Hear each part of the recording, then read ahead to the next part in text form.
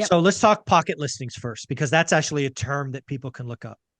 So if you are a seller, like you own your home and you sign a listing agreement, it is my understanding that agents have 72 hours, aka 3 days, not business days, 3 days, to post that in the MLS. In theory, even today, that can be considered a pocket listing for 3 days. I'm going to call my best friends, my other clients, blah, blah, blah, blah, blah. So that does occur. But once you hit 72 hours, it is my understanding that is then becomes a finable offense.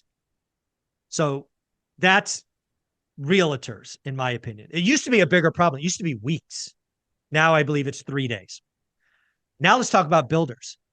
Well, And once they as, can do oh, the, yeah, go sorry, ahead. the No, coming please. soon you can do for 21 days, just There you so you go. know, like, Right. so the Yeah. coming soon, you list it, but you don't It's a have, different you're flag. It's not marketing active. behind the Yeah. back.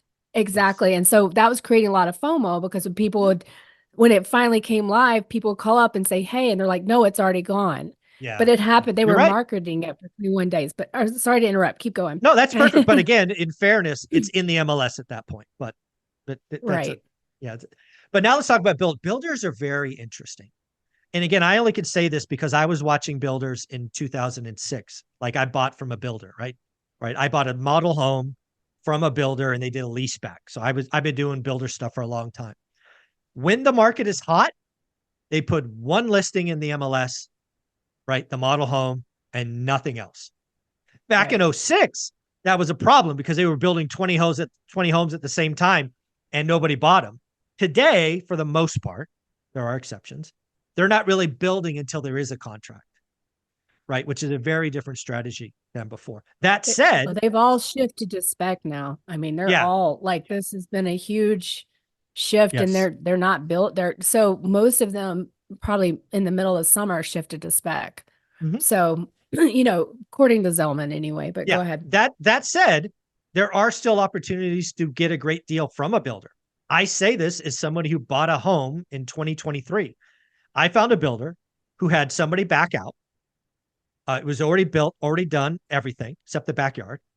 I went to them. I negotiated 12% off purchase price. I got all the upgrades for free.